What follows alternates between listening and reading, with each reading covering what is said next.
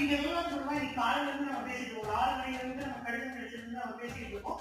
நேற்று கிட்டத்தட்ட சனி ஞாயிறு 2 நாட்களும் தொடர்ச்சியாக இந்த விவகாரம் சொல்லுவா பல்வேறு நபர்களிடம் காவலர்கள் விஜய் பேசுகிறார். குறிப்பா கட்சியுடைய பொருளாதார சொல்லுவது அளவுக்கு ஆளுநர் பதவி என்பது தேவையா என்ற கேள்வி எழுந்துள்ளது. அவங்க பிடிச்சாலும் சொல்லுவோம் என்ன நடவடிக்கை என்ன பண்ண போறோம். நன்றி. எனக்கு